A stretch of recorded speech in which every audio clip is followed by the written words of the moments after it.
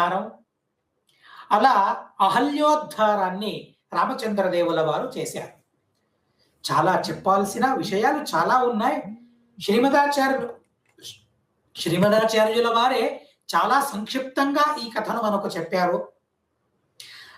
కానీ కొంచెం విస్తారంగా మనం తెలుసుకోవాలంటే, గౌతమ ఋషి సంపాదించిన పుణ్యం, అతులితమైన పుణ్యాన్ని సంపాదించుకున్నాడు.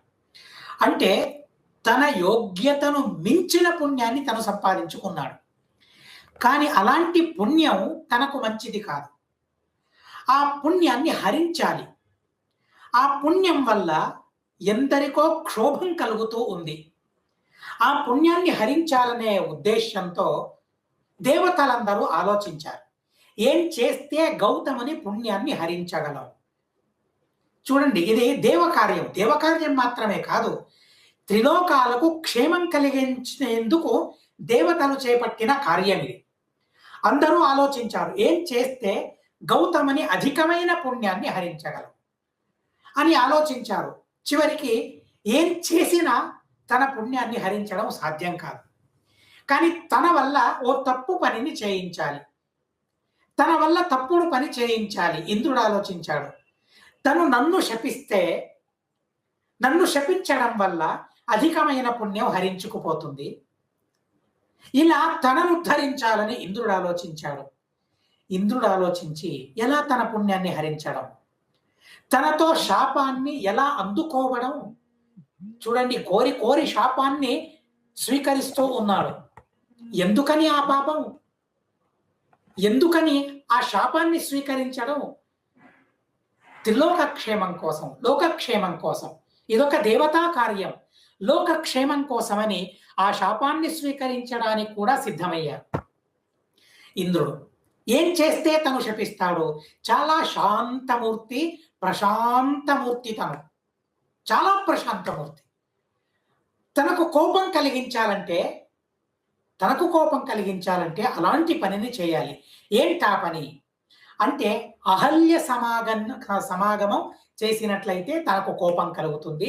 ఆ కోపంతో నన్ను శపిస్తాడు. నన్ను శపించడం ద్వారా తనలోని అధికమైన పుణ్యం కాస్త తగ్గిపోతుంది. తనలో తన యోగ్యతకు తగినంత పుణ్యం తనలో ఉంటుంది అని ఇంద్రాది దేవతలు ఆలోచించారు. ఈ విషయాన్ని జీర్ణం చేసుకోవడం చాలా కష్టం. ఎందుకంటే దేవతా కార్యం ఎలాంటిది, ఏ ప్రయోజనంతో, ఏ ఉద్దేశంతో వారి పని చేస్తూ ఉన్నారు అనే విషయాన్ని మనం అర్థం చేసుకోలేనట్లయితే, ఆ దేవతా కార్యాన్ని అర్థం చేసుకోనట్లయితే అసలు ఈ విషయమే మనకు అర్థం కాదు, జీర్ణం కాదు. ఈ విషయాన్ని జీర్ణం చేసుకోవాలంటే ఇంద్రుని మహిమ ఏంటి, ఇంద్రుని గొప్పతనం ఏంటి, అసలు శచీదేవి లాంటి భార్య తనకున్నప్పుడు అహల్య సమాగమం చేయాలనే ఆలోచన ఎందుకు వచ్చింది? కేవలం తన తపస్సును భంగపరచడానికి మాత్రమే ఈ పనికి పూనుకున్నారు దేవతలు. ఆ విషయాన్ని మనం మొట్టమొదట తెలుసుకోవాలి. అహల్య సంపర్కం చేసిన తరువాత ఆ గౌతమ ఋషి ఇంద్రుణ్ణి శపించాడు. తన పుణ్యం కాస్త హరించుకుపోయింది.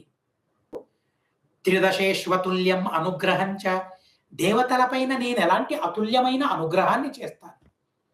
దేవతలు చేసింది ఈ పని చేశారు, ఇంద్రుడు చేశాడు. ఎందుకని ఈ పనిని చేశాడు?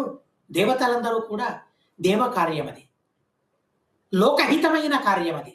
ఆ లోకహితమైన కార్యాన్ని చేసేందుకు ఇంద్రుడు ఆ పని చేశాడు. కనుక ఇంద్రుణ్ణి కూడా నేను అనుగ్రహించాలనుకున్నాడు, దేవతలను కూడా నేను అనుగ్రహించాలి. తను సాధారణరాలు కాదు. ఎవరు? అహల్యాదేవి. అనన్య భక్తాంచ. ఇంత జరిగినా కూడా భగవంతుడే నాకు దిక్కు, దేవుడే దిక్కని నమ్మిన తన బంటు ఆ అహల్యాదేవి, తన సేవకురాలు అహల్యాదేవి. కనుక తను అనన్య భక్తురాలైనది. గీత చెప్పింది కదా, అనన్యాశ్చింతయంతో మాం ఏ జనా పర్యుపాసతే తేషాం నిత్యాభియుక్తానాం యోగక్షేమం వహామ్యహం. ఎవరైతే అనన్యంగా మరొకరిని నమ్మకుండా నేనే సర్వోత్తముడని నమ్ముకుని ఎవరైతే నన్ను చింతిస్తూ ఉంటారో, తపస్సు చేస్తారో, నన్ను ఆరాధిస్తారో, వారిని నేను సంరక్షిస్తాను అని భగవంతుడు ప్రతిజ్ఞ చేశాడు కదా. ఆ అనన్య భక్తి తనలో ఉంది. దాన్ని గమనించాడు భగవంతుడు. అంతకు మించి ఇంద్రుడే భగవంతుణ్ణి ప్రార్థించాడు. భగవన్, నేను తప్పు చేశాను. అసలు ఇంద్రుని తప్పు ఏం లేదు అందులో. నా వల్ల ఇలాంటి దుర్ఘటన ఒకటి జరిగింది. ఆ దుర్ఘటనలో పాపం అహల్య పావుగా మారింది. అహల్యకు పాపం అంటింది. కనుక ఆ అహల్యను ఉద్ధరించాలని స్వయానా ఇంద్రదేవుడు కోరుకున్నాడు. దేవతల పైన అతుల్యమైన అనుగ్రహం భగవంతునికి. ఇంద్రుణ్ణి అనుగ్రహించాలి, అనన్య భక్తురాలైన ఆ అహల్యాదేవిని కూడా అనుగ్రహించాలని ఆలోచించి భగవంతుడు అహల్యను ఉద్ధరించాడు. అలా ఉద్ధరించి తను ముందుకు వెళుతూ ఉన్నాడు.